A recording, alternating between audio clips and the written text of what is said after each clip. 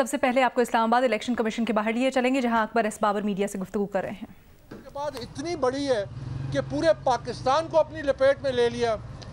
اس کی بنیاد یہ کیس ہے. اگر یہ کیس کا فیصلہ ہو جاتا, اگر احتساب ہو جاتا, تو آج پاکستان ان ملکوں میں نہ ہوتا جہاں کرپشن جو ہے وہ سب سے زیادہ ہے. 140ویں نمبر پہ چلا گیا. اس جماعت کے نیچے, جس جماعت کی بنیاد یہ تھی کہ ہم نے پاکستان میں کرپشن کو کم کرنا ہے, ہم نے کرپٹ لوگوں سے ہٹ کے رہنا ہے, ہم نے صاف شفاف قیادت لانی ہے. تو یہ جو ٹرانسپیرنسی انٹرنیشنل کی رپورٹ ہے, یہ اس بات کی ایک قسم کی تصدیق کر رہی ہے کہ پاکستان میں ہر لحاظ سے کرپشن کیسے بڑھی ہے, اور اس کی زندہ مثال پاکستان تحریک انصاف کے اپنے اکاؤنٹس ہیں. اور یہ جب معاملات پورے کھلیں گے اور احتساب کا عمل شروع ہوگا, انشاءاللہ اسی تحریک انصاف کو ہم قابل, باصلاحیت, ایماندار لوگوں کو لائیں گے اور اس کو دوبارہ تازہ کریں گے اور عوام کے سامنے وہ قیادت لائیں گے جس کا ہم نے ان سے عہد کیا تھا, جو پاکستان کی بہتری کے لیے اور پاکستان کو آگے بڑھا سکے. بہت بہت شکریہ.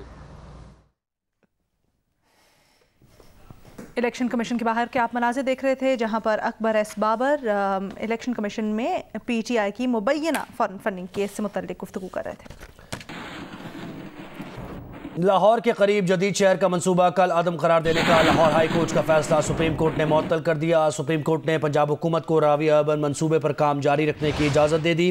عدالت نے کہا کہ جن زمینوں کے مالکان کو ادائیگی نہیں ہوئی وہاں کام نہیں ہو سکتا. لاہور ہائی کورٹ نے منصوبے کو کل عدم قرار دیا تھا. جسٹس اعجاز الاحسن نے کہا کہ ہائی کورٹ نے امریکی آئین کا حوالہ دیا ہے. امریکی اور پاکستانی حالات اور آئین مختلف ہیں. مزید کہا ججز ٹاؤن پلانرز یا ماحولیات کے ماہر نہیں ہوتے, ججز نے ماہرین کی رپورٹس پر انحصار کرنا ہوتا ہے. جسٹس مظاہر نقوی کا کہنا تھا کہ درخواست گزار ہاؤسنگ سوسائٹیز تھیں تو مفادات کا ٹکراؤ واضح ہے. عدالت کا کہنا تھا کہ جائزہ اگر انٹرا کورٹ اپیل بنتی ہوئی تو کیس لاہور ہائی کورٹ بھجوا دیں گے. اپیل پر سماعت شروع ہوئی تو عدالت نے کیس کی تیاری نہ ہونے پر پنجاب حکومت کی قانونی ٹیم کی سرزنش کی. جسٹس اعجاز الاحسن نے پوچھا ہائی کورٹ کے فیصلے میں کیا غلطی ہے. ایڈوکیٹ جنرل پنجاب احمد اویس عدالتی سوالات کے جواب نہ دے سکے. جسٹس اعجاز الاحسن نے کہا کیس کی تیاری اپنے چیمبرز میں کیا کرے. ہر 2 منٹ بعد آپ کے کان میں کوئی سرگوشی کر رہا ہے. آپ لوگوں کو خود ہی سمجھ نہیں آ رہی کہ کیس آخر ہے کیا اور دلائل کیا دینے ہیں.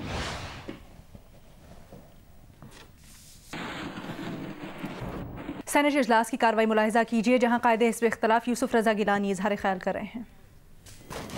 ٹو دا کنسرن کمیٹی, اور 13 جنوری کو یہ بل نیشنل اسمبلی میں پاس ہوا تھا.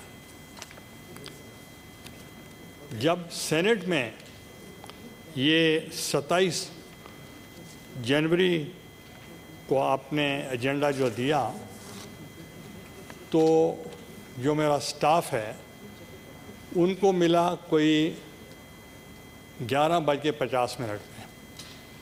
میرے گھر پہ پہنچا 1 بجے, اور میں یہ سمجھتا ہوں کہ اتنا امپورٹنٹ ایجنڈا, اس کے لیے کچھ موقع ملنا چاہیے تھا کہ جتنے پارلیمنٹری لیڈرز ہیں آپ ایڈوائزری کمیٹی کو بلا لیتے, اس میں ڈسکشن کر لیتے, اس کے بعد آپ آرڈر آف دا ڈے پر لے آتے.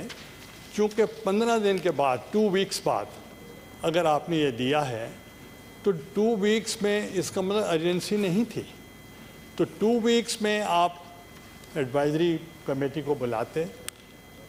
یہ ایک پروسیجر ہے, اور ایز اے اسپیکر بھی میں ایسے کرتا تھا. کوئی ارجنٹ امپورٹنٹ ایشو جو ملکی لیول کا ہو تو اس میں آپ اعتماد میں لیتے ہیں, مگر وہ بھی نہیں لیا گیا. اور اس کے متعلق آپ نے پھر کمیٹی کو بھی ریفر نہیں کیا, جیسے نیشنل اسمبلی میں کمیٹی کو ریفر کیا گیا. کمیٹیز جو ہیں وہ بنائی گئی ہیں ان معاملات کے لیے اور ڈیموکریٹک نارمز کے لیے, تاکہ وہاں تھریڈ بیئر ڈسکشن ہو, اس پہ اپنا انپٹ دیا جائے, and then you bring to the house on the order of the day, not at midnight. تو وہ مناسب نہیں تھا. اور دوسرا میں یہ سمجھتا ہوں کہ جو role of the chairman and the speaker of the National Assembly, they are the custodian of the house, they are not the custodian of the government. وہ ہاؤس کی نمائندگی کرتے ہیں. ایک مرتبہ میں نے رولنگ دے دی as a speaker of the National Assembly, and the prime minister محترمہ بے نظیر بھٹو شہید واز سٹنگ. میں نے کہا کہ جو فنڈز ہیں سب کے برابر ہونے چاہیے, تمام ممبرز کے, جو کہ when I became the Prime Minister I gave it to all. تو وہ کھڑی ہوئیں اور انہوں نے کہا mister speaker you are not the part of the government, it's my prerogative, اس لیے آپ اس قسم کا رولنگ نہیں دے سکتے, you are not the government. تو اس لیے میں صرف آپ کو بتانا چاہ رہا تھا اسپیکر کا اور چیئرمین سینٹ کا جو رول ہے دیٹ از پیورلی نیوٹرل, اور ان کو کسی طریقے سے بھی وہ باعث نہیں ہونا چاہیے. پھر اس کے بعد آپ نے دیکھا پوزیشن کریں جی بابا, میں بہت آرام سے بات کر رہا ہوں. تو پھر اس کے بعد جب ووٹنگ ہوئی اس کے باوجود بھی تو 30 منٹس کے لیے آپ نے اجلاس ملتوی کیا. That means you facilitated the government, not the opposition, کہ آپ پلیز ڈاکٹر صاحب پلیز اس میں 30 منٹس پلیز میرے ساتھ بات کر رہے ہیں ڈاکٹر صاحب پلیز جی. You address the chair. 30 minutes جب ملتوی ہوا اس سے پہلے جو فرسٹ راؤنڈ تھا majority was of the opposition, اور اس کے بعد جب پھر دوبارہ اسمبل ہوئے سے ڈسٹرب کر رہے ہیں تو جی سر, اس کے لیے جب دوبارہ اسمبل ہوئے تو ایک جب طے آ گیا تو پاکستان کی تاریخ میں, سینٹ کی تاریخ میں پہلی مرتبہ چیئرمین سینٹ کو ووٹ دینا پڑا. تو میں سمجھتا ہوں کہ ایز اے نیوٹرل پرسن آپ کو یہ نہیں کرنا چاہیے تھا, کیونکہ as a custodian of the house you should have protected the rights of both sides of the aisles. اس میں جو آفس ایک شروع کوئی میڈیا کی طرف سے ایک اطلاع آئی کہ we already knew the agenda, وہ تو اس کی میں نے وضاحت کی ہے, مگر میں آپ کو یہ بھی پڑھ کے سناتا ہوں کہ جو اطلاع کی گئی. 25 کو نیشنل اسمبلی نے پاس کیا and the honourable adviser is sitting. تو اس کے بعد 26 کو ایٹ 11:44 AM ایک SOP ہے میرے آفس کا, اور اس کے مطابق we send the information to all the honorable members. وہ یہ ہے, if you allow I can read it. Respected senators, I am directed by the Honorable Senator Syed Yusuf Raza Gilani, Leader of the Opposition in the Senate, to request your good self to kindly attend the Senate session to be held on Friday, the 28th January 10:30 AM. Kindly confirm your participation. Profound regards. اس میں نہیں لکھا ہوا کہ state bank کا بل پیش ہو رہا ہے. اس کے علاوہ جب میں پرائم منسٹر تھا تو کانسٹیٹیوشن کو پروٹیکٹ کرنے کے لیے, not to protect myself, I was under oath as you are under oath. In the absence of the president, you are the president. I was under the oath. And the president of the country is the supreme commander of the armed forces. He is the symbol of federation. And the parliament. What is parliament?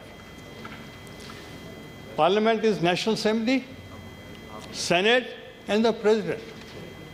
Under Article 48 of the Constitution, he was protected, not only in the country, but even outside the country. I was told to write a letter to the Swiss authority. I followed the book. I didn't. I stepped down and left the post of Prime Ministership. That is how we protected the Constitution.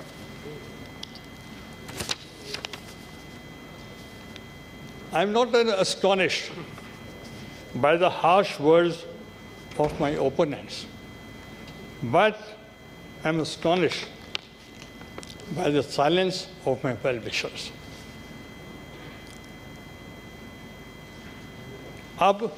There are few ministers. You all honorable ministers are sitting. Agar ye baat kare, I'll be honored. Magar wo jinki credibility na ho, and who are turncoats, they are saying that I helped the government. And I'm saying, by your vote, they won. At least the credit should be given to you, not to me. धांधली हो रही है, धांधली नहीं होनी चाहिए. और दूसरा, मैं एंड में ये कहूँगा, I have already submitted my resignation to my party that I don't want to be the leader of the opposition. Thank you. The Leader of the House, please. Mr. Chairman, Leader of Opposition ने कुछ बातें ऐवान के सामने रखी, आपके सामने रखी, सबके सामने रखी. मैं सबसे पहले तो ये कहना चाहूँगा कि लीडर ऑफ अपोजिशन तशरीफ़ लाएं ना लाएं ये उनकी स्वाबदीद है, मगर उस दिन यकीन मानिए कि हम बहुत इनके शुक्रगुजार हुए जब ये इस हाउस में तशरीफ़ नहीं लाए. और शायद इसी दिन के लिए शायर ने कहा था कि हुई ताख़ीर तो कुछ बाइसे ताख़ीर भी था. तो सर ये सियासत जो समझते हैं वो सारी ये बारीकियां और सारी बातें समझते हैं, मगर मैं बात करना चाहूँगा टेक्निकल पॉइंट्स पर जो ऑनरेबल लीडर ऑफ अपोजिशन ने उठाए. बहुत एक्सपीरियंस्ड हैं, मैं समझता हूँ वो खुद इन मामलात को समझते हैं. सबसे पहले बात हुई एजेंडा की. सर एजेंडा रूल्स के मुताबिक उसके आने का दिन तो है, उसके आने का टाइम कोई मुतय्यन नहीं है. आप रूल्स में चेंज लें ताकि उसके अंदर कोई आप उसका फिर एक टाइम में मुतय्यन कर लें कि इस टाइम के बाद एजेंडा नहीं आ सकता. Number 1. Number 2, sir supplementary agenda भी आ सकता है. हाउस चल रहा है, ये तो आपने इसको एजेंडा पर लेकर आए इस बिल को, वरना तो यहाँ पर रवायत ये भी रही है कि चलते हुए हाउस ये एजेंडा आ जाता है और सप्ली एजेंडा पे बिल भी आ जाता है. हमारी दफ़ा भी आए, इससे पहले भी आते रहे.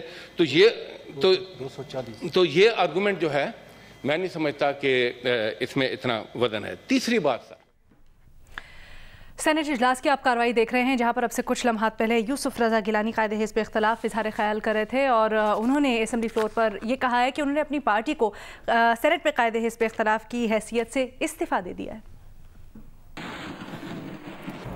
आगे बढ़ते हैं, आपको बताएं कि लाहौर की एहतसाब अदालत ने मीर शकील उर रहमान को प्राइवेट प्रॉपर्टी केस में बाइज्जत बरी कर दिया है.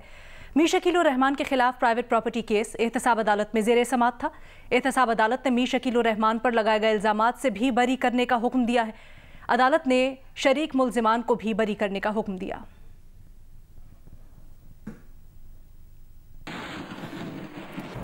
इस्लामाबाद हाई कोर्ट ने नेशनल बैंक के सदर आरिफ उस्मानी और चेयरमैन जुबैर सोमरू की बरतरफी का फैसला कलअदम करार दे दिया. अदालत ने नेशनल बैंक के सदर आरिफ उस्मानी और चेयरमैन जुबैर सोमरू की तैनातियां दुरुस्त करार दे दी. इस्लामाबाद हाई कोर्ट ने सदर नेशनल बैंक आरिफ उस्मानी और चेयरमैन जुबैर सोमरू की बरतरफी के खिलाफ इंट्रा कोर्ट अपीलें मंजूर कर लीं और उन्हें ओहदों पर बहाल कर दिया. चीफ जस्टिस अथर मिनल्लाह और जस्टिस सरदार एजाज इसहाक पर मुश्तमिल बेंच ने मुख्तसर फैसला सुनाया. आरिफ उस्मानी की बतौर सदर नेशनल बैंक तैनाती को गुज़श्ता बरस इस्लामाबाद हाई कोर्ट में चैलेंज किया गया था।